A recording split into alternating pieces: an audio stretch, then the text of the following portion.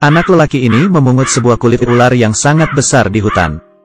Dia memegang dan terus mengamatinya. Sepertinya tidak ada gambar seperti ini di kamus otaknya.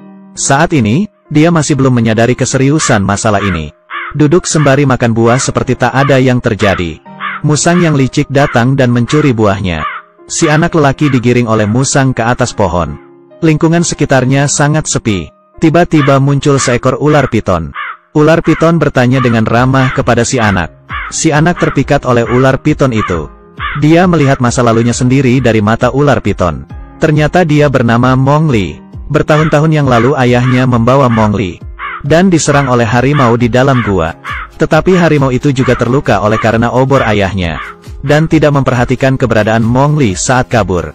Oleh karena itu, Mowgli yang beruntung bertemu dengan harimau kumbang. Sejak saat itu harimau kumbang menjadi mentornya, mengajarkannya bagaimana cara bersembunyi dari kejaran dan bertahan hidup di hutan. Tetapi harimau kumbang tidak dapat melindunginya, oleh karena itu memberikannya kepada kawanan serigala. Mowgli yang memiliki perlindungan dari kawanan serigala perlahan bertumbuh besar di hutan. Karena iklim kering tahun ini, semua hewan berkumpul bersama untuk minum air. Kemudian harimau melihat Mowgli yang sedang minum air. Harimau meminta kawanan serigala untuk mengusir atau membunuh Mowgli. Karena Mowgli adalah manusia, manusia memiliki kepintaran dan bisa menggunakan api. Sangat mematikan. Tetapi ayah serigala tidak menyetujui pemikiran harimau. Karena keberadaan kawanan serigala, harimau juga tidak bisa berbuat apa-apa dengannya. Oleh karena itu Mowgli lolos dari malapetaka. Tetapi ayah serigala tahu harimau tidak mungkin menyerah. Oleh karena itu meminta harimau kumbang untuk mengembalikan Mowgli kepada manusia. Sewaktu dalam perjalanan turun gunung akhirnya benar-benar diserang oleh harimau. Harimau kumbang berusaha mengulur waktu agar Mowgli bisa kabur. Tetapi perbedaan kekuatan mereka terlalu besar. Harimau kumbang dipukul pingsan oleh harimau. Di saat darurat, Mowgli meraih tanduk kerbau dan kabur dengan kawanan kerbau. Mowgli yang tinggal sendirian bertemu dengan ular piton waktu kabur ke sini. Dan ular piton perlahan-lahan mengikat Mowgli, bersiap untuk memakannya. Tiba-tiba muncul seekor beruang coklat, menyelamatkan lalu membawa Mowgli ke dalam guanya. Beruang coklat meminta Mowgli membantunya mengambil madu untuk membayar hutang budi. Mowgli menunjukkan kepintaran hebat manusia. Madu yang tak bisa didapatkan oleh beruang coklat bertahun-tahun. Karena kedatangan Mowgli, hampir semua sarang lebah sudah diambilnya. Tetapi bahaya juga mengikutinya. Mereka hidup bersama sementara. Perlahan-lahan beruang coklat mulai bergantung pada Mowgli. Di hari ini, harimau kumbang menemukan mereka yang sedang berenang. Mowgli memamerkan kehidupan mereka dan alat buatannya kepada harimau kumbang. Harimau kumbang sangat marah melihat Mowgli mengambil madu dengan alat buatannya. Karena cara yang digunakan Mowgli telah melanggar hukum asli hutan. Karena saat dia membantu beruang coklat mengambil madu, dia juga melukai lebah. Dia meminta Mowgli untuk turun gunung dan kembali ke desa manusia. Tetapi karena langit sudah gelap, mereka hanya bisa menunda satu malam. Malam harinya, Mowgli mendengar suara gajah dari kejauhan. Dia pergi melihat, ternyata ada seekor anak gajah terjatuh ke dalam lubang. Mowgli yang pintar langsung mengambil tali buatannya. Dia menarik keluar anak gajah dengan tali. Harimau kumbang dan beruang coklat sedang melihatnya dari samping. Beruang coklat ingin membujuk harimau kumbang untuk membiarkan Mowgli tinggal. Biarpun keberadaan Mowgli merusak hukum hutan, tetapi juga memberi bantuan pada hutan. Dia bisa hidup menggunakan caranya sendiri.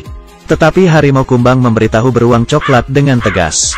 Mowgli harus kembali kepada para manusia. Karena pemimpin serigala tidak bersedia menyerahkan Mowgli. Dia dibunuh oleh harimau. Mowgli sudah tidak dalam perlindungan kawanan serigala.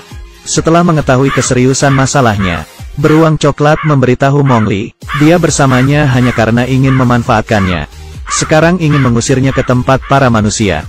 Mowgli memanjat pohon dengan sedih. Tiba-tiba muncul seekor monyet, membawa pergi Mowgli. Mereka membawa Mowgli ke atas gunung. Ternyata ada sebuah kuil kuno di sini. Di dalam kuil ada banyak peralatan kuno. Tiba-tiba muncul sebuah tangan besar. Dia adalah Raja Monyet di tempat ini. Raja Monyet memberitahu Mowgli bahwa kawanan monyet bisa melindunginya.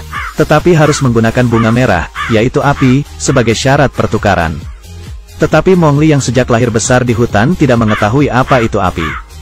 Oleh karena itu Mowgli tidak bisa menyetujui Raja Monyet. Raja Monyet marah dan mengancam Mowgli. Dia harus memberikannya bunga merah. Saat ini, beruang coklat muncul dan mengeluarkan suara besar untuk menarik perhatian Raja Monyet. Sedangkan harimau kumbang membawa pergi Mongli dari samping. Tetapi tetap ketahuan oleh seekor monyet. Kemudian Mongli dan kawan-kawan memulai adegan Temple Run-nya. Biarpun tubuh Raja Monyet sangat besar, tapi dia sangat lincah. Dan dalam sekejap menutup jalan keluar Mongli. Raja Monyet memberitahu Mongli bahwa tidak ada gunanya kembali ke kawanan serigala. Ayah serigalamu sudah mati. Tidak ada yang dapat melindungimu. Mongli yang sedih semakin ingin pulang ke kawanan serigala. Dia ingin membalas dendam kedua ayahnya. Oleh karena itu, dengan tubuhnya yang lincah Mongli kabur dari kuil. Kuilnya rubuh dan Raja Monyet tertimpa reruntuhannya. Mongli yang berhasil kabur berpikir, dia tidak bisa mengalahkan harimau hanya dengan kekuatannya sendiri. Oleh karena itu dia teringat oleh api. Mata harimau terluka karena api. Dia datang ke desa manusia untuk mencuri obor api. Sembari lari sembari meneriakkan nama harimau. Tetapi Mongli yang berhati baik tidak mengerti cara menggunakan api. Api dari obor di tangannya berjatuhan di sepanjang jalan. Akhirnya dia tiba di atas gunung dan menemui harimau. Harimau itu mengumumkan tentang kejahatan manusia di depan para hewan. Mereka bisa membakar hutan dengan api dan melukai semua hewan. Mongli yang polos malah terkena jebakan harimau. Langsung membuang obor api. Harimau bersiap untuk memusnahkan anak manusia ini. Di saat ini, para hewan keluar untuk melindungi Mongli. Tetapi harimau memang raja hewan. Beruang coklat digigit oleh harimau. Serigala juga bukan lawan harimau. Saat ini, api di hutan semakin besar. Setelah mengalahkan semua hewan, harimau kembali mengejar Mongli. Harimau terus mendekat sampai memojokkan Mongli di atas ranting pohon. Saat dia mau menangkap Mongli, dia berhasil loncat ke tali yang dibuatnya sendiri. Ranting pohon patah, dan harimau terjatuh ke lautan api. Mongli akhirnya berhasil membalas dendamnya. Pelindung hutan, yaitu gajah, juga muncul tepat waktu. Membuat aliran air dengan gading dan pohon untuk memadamkan api. Hutan akhirnya kembali damai. Dan Mongli kembali hidup bersama kawanan serigala. Biarpun Mongli terlahir sebagai manusia, tetapi dia selalu menaati hukum hutan. Dan hidup dengan caranya sendiri. Biarpun manusia kelihatan lemah di depan hewan, tetapi Mongli mendapatkan rasa hormat dari para hewan dengan caranya sendiri. Ini membuktikan bahwa manusia dan hewan bisa hidup harmonis bersama.